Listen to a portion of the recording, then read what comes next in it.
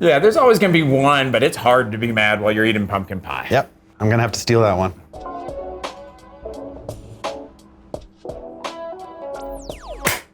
Action. I'm Dave Angotti, Chief Evangelist for Guesty. I'm Eric Gonzalez from Beach Please. We're based in Puerto Vallarta and the Riviera Nayarit, and we have around 100 properties. How do you stop owners from micromanaging? Ooh.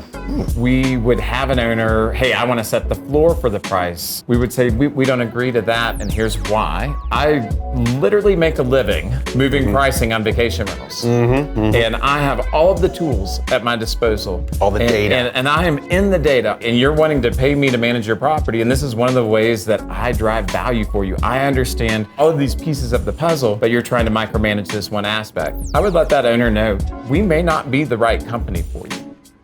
Do you charge property owners a setup fee or pre-operational costs? We don't, we haven't.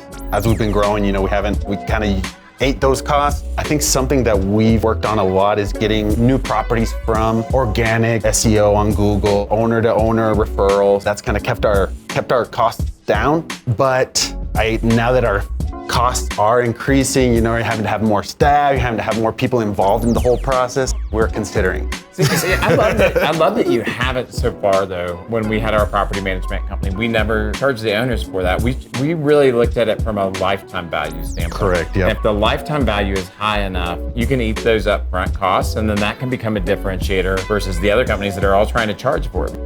David, what's the biggest operational headache you've solved? I've got a story about this one. So we would have these peak periods where guests were paying the highest rates possible, and they would fall on holidays in the Smoky Mountains where it was the hardest to staff for. How could we set expectations appropriately with the guests that we're here for them, but we also want to enjoy the holiday with our families? As in your staff and everybody okay. Thanksgiving's a perfect example. So what we actually started doing was we would drive by at that point about 125 properties and put a pumpkin pie, a handwritten note, a kit to make a Thanksgiving dinner, along with this note that says, hey, we're gonna be running limited hours on Thanksgiving Day. We hope that you enjoy these things we've dropped off for you. Here are the hours we are available for you if you wouldn't mind calling during these hours if you have a problem. And if it's an actual emergency, somebody will be available during these hours. And what we found was, instead of it hurting reviews, our review scores went up when we reduced the amount of hours our employees were available to the guests. So it eliminated this operational challenge where the employees didn't get any time with their families and they were getting burned out.